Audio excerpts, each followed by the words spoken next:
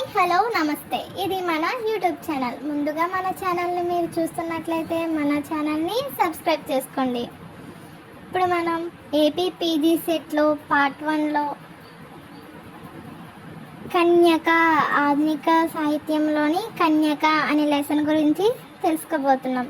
కన్యక అనే పాఠ్య భాగాన్ని రచించింది గురజాడ అప్పారావు. ముత్యాల సరాలు అనే ఛందస్సులో ఈ కవితని రచించారు.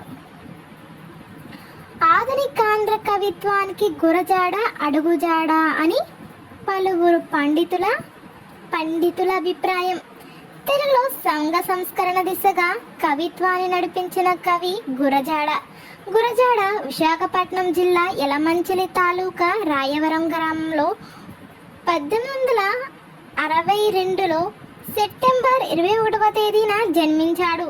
తల్లి కౌసల్యమ్మ, తండ్రి వెంకటరామారావు. 1882లో మెట్రిక్ అంటే 10th క్లాస్, 1886లో BA పూర్తి చేశారు. BA అంటే బ్యాచులర్ ఆఫ్ ఆర్ట్స్. విజయనగరం మహారాజా వారి ఉన్నత పాఠశాలలో ఉపాధ్యాయునిగా పనిచేసి 1915 నవంబర్ 30వ తేదీన పరమపదించారు. గురజాడ 1883 మొదట ఇంగ్లీష్లో సారంగధర రచించారు. తరువాత నీలగిరి పాటలు, ముత్యాల సరాలు, పుష్పలావికలు, ఋతుశతకం వంటి రచనలు చేశారు. సంఘంలో నెలకొన్న కన్యాశుల్కం అనే దురాచారాన్ని నిరసిస్తూ గురజాడ రచించిన కన్యాశుల్కం అనే నాటిక బహుళ ప్రజాదరణ పొందింది.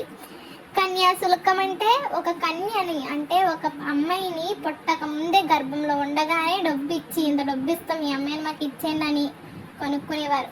అది ముసలైనా కావచ్చు, చనిపోవడానికి రెడీగా ఉన్న పండు ముసలి వాళ్ళైనా కావచ్చు, ఎవరికైనా ఒక వస్తువులాగా ఆ పిల్లని ఆ చిన్నపిల్లగా ఉన్నప్పుడే అంటారు కదా తాంబూలం పుట్టేసుకున్నారు అని. అలా తాంబూలం కింద తీసుకునేవారు.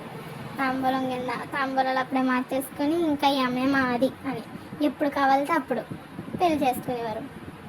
ఇలాంటి దురాచారాన్ని రూపుమాపడానికి కన్యాశుల్కం నాటకని రచించాడు.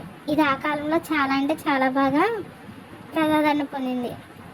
ఇది గురజాడ ఆనంద గజపతి రాజుకు అంకితం చేశారు. కవులందరూ వేరే వాళ్ళకి అంకితం ఇస్తారు కదా, కృతికర్త కృతి భర్త అంటారు కదండి. ఈయన గురజాడ కృతికర్త అయితే ఆనంద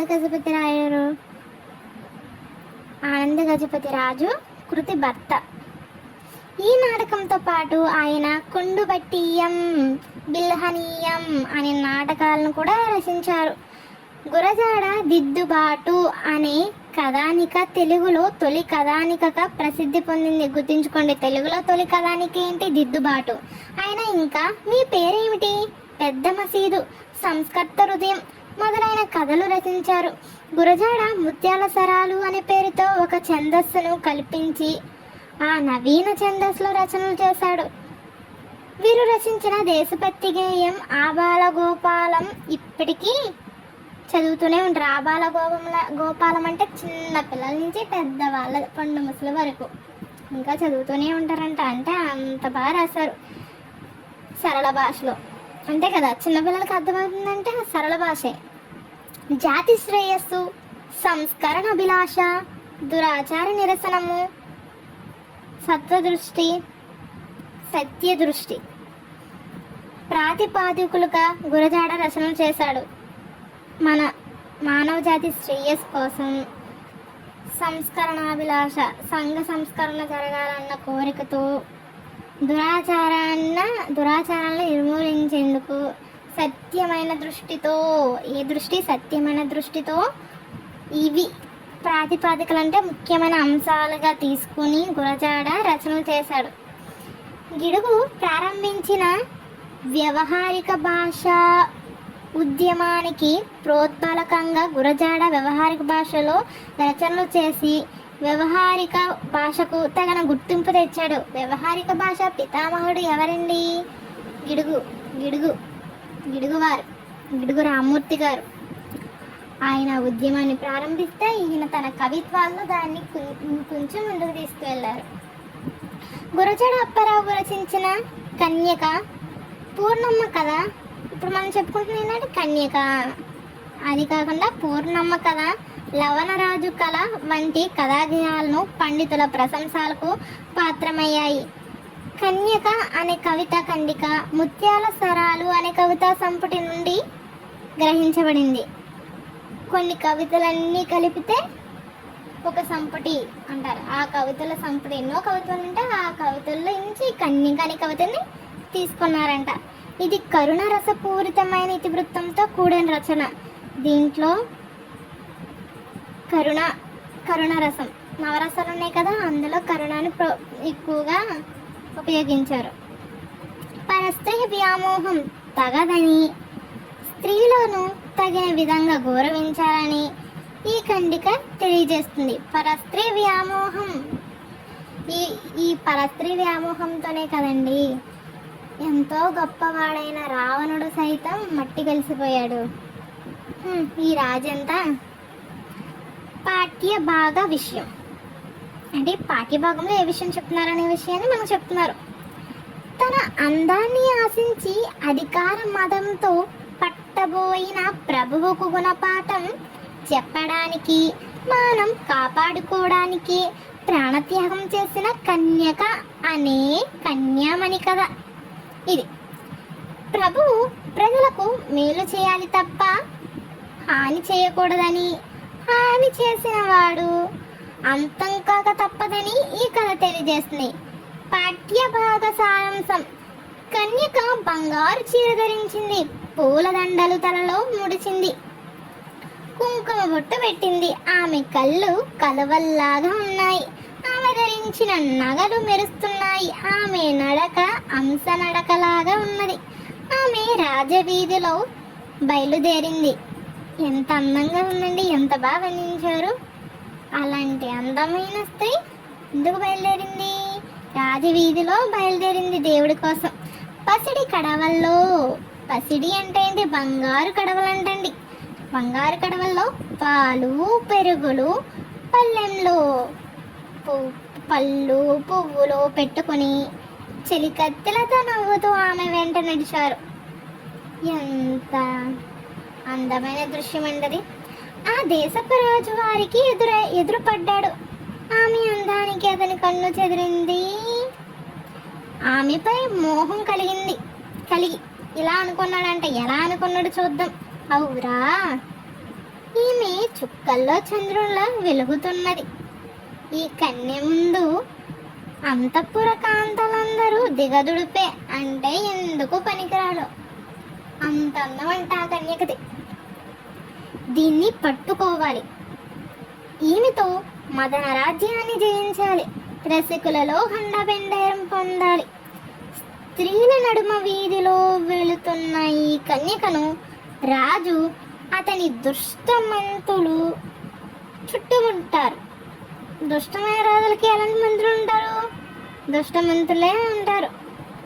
రాజు ఆమెను పట్టబోయాడు. అప్పుడు ఆమె, నన్ను ముట్టుకోవద్దు, భగవంతుని పూజించాక వస్తాను.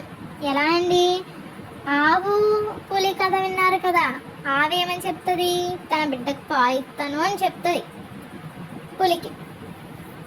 కానీ అక్కడ పులి మంచిదంటే తను క్రూరమైన జంతువు అయినా హృదయం గలది. కానీ రాజు అలాంటి వాడా? మనిషి పుట్టికే పుట్టిన మానవత్వం లేని కఠినమైన రాజుని మనకు ముందు అర్థమవుతుందిలేండి. నువ్వు ఈ దేశానికి ప్రభువు, నేను శెట్టి కూతురును, ఎక్కడికి పోతాను అన్నది.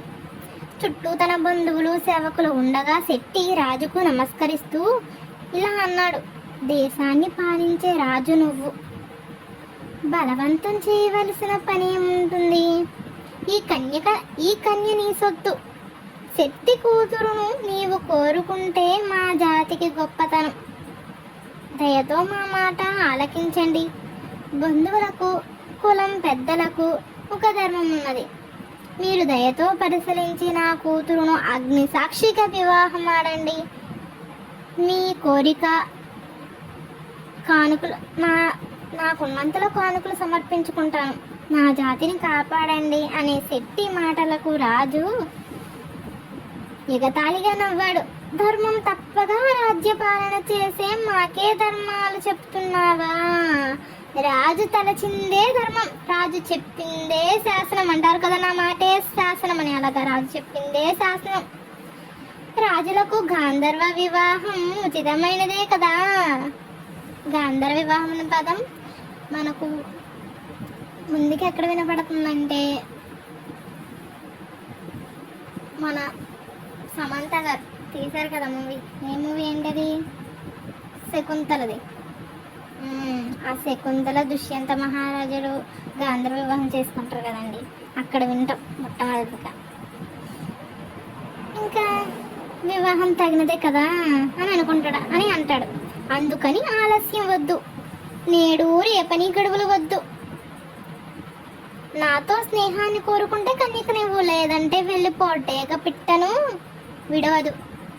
నేను నీ కూతురుని ఇంటికి రానివ్వను. తెచ్చి కానుకలిమ్ము, వచ్చిన దాకా ఇక్కడే ఉంటాను, కదలను అన్నాడు రాజు. అప్పుడు శెట్టి ముందు దేవకార్యం, ఆ తరువాత రాజకార్యం. మా కులదైవం వీరభద్రుని దేవాలయానికి వెళ్ళి పల్లెరం ఇచ్చి వస్తాను, తరువాత తమ చిత్తం అన్నాడు. మంచిది, వెళ్ళు, నీతో మేము కూడా వస్తాము. దేవాలయంలోని అగ్ని సాక్షిగా కన్యను చేపడతాను అన్నాడు రాజు. గుడిలో అగ్నిగుండం వెలుగుతున్నది, మంట ఆకాశాన్ని అంటుతున్నది. కన్యకను పట్టుకోవడానికి వచ్చిన రాజు గుండెల్లో దిగులు ఆవహించింది. కన్యకను భక్తితో సేవించింది. ముక్తిని కోరుకుంటూ తన శరీరం మీద ఉన్న నగలను దేవతలకు అర్పించింది. కొలనులో స్నానం చేసింది. ఎర్రని గంధాన్ని, ఎర్రని పూలమాలలు ధరించింది. అగ్నిగుండం చుట్టూ నిలిచిన జనులతో, అన్నలారా, తండ్రులారా, నా మనవిని వినండి. కులంలో భార్య బిడ్డలను రక్షించుకునే ఆశ లేదా? రాజ్యాన్ని పాలించేవాడు రాజు అయితే రాజును పాలించే దేవుడు ఉండడా? పరువు నిలుపుకోలేని పౌరుషం నీకెందుకు? చదువుకున్నవాడే బ్రాహ్మణుడని, పరాక్రమం ఉన్నవాడే క్షత్రియుడని పెద్దలు అంటారు. ఆ విషయాన్ని మర్చిపోయి ధనమదంతో పరాక్రమం అంటే తెలియక విద్య నేర్చుకోకుండా రాజ్యాన్ని పాలిస్తే కష్టాలు కలుగుతాయి కదా. మీరు ఆలోచించండి. బుద్ధి బలాన్ని, బాహుబలాన్ని పెంచుకోండి. దేవుడి మీద భారం ఉంచి రాజులకే రాజుగా జీవించండి అని చెప్పింది. కన్యక రాజుకు ఎదురుగా నడిచింది. పట్టపగలే నట్టనడి వీధిలో తిరిగే బిటునిలాగా, దొంగలాగా నన్ను పట్టాలి అనుకున్నావు. నీవొక రాజ్యానికి ప్రభువా?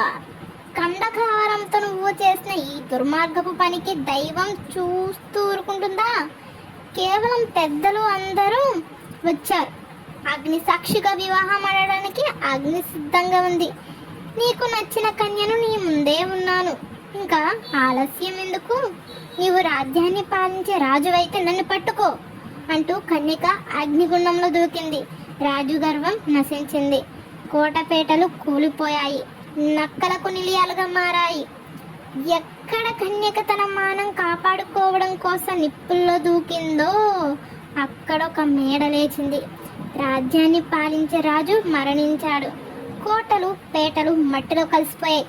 కానీ కథ మాత్రం కీర్తిని అపకీర్తిని తెలియజేస్తూ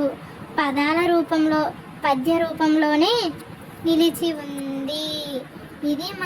ఇది మన కన్యక అనే పాఠ్యభాగ సారాంశం. Please subscribe friends.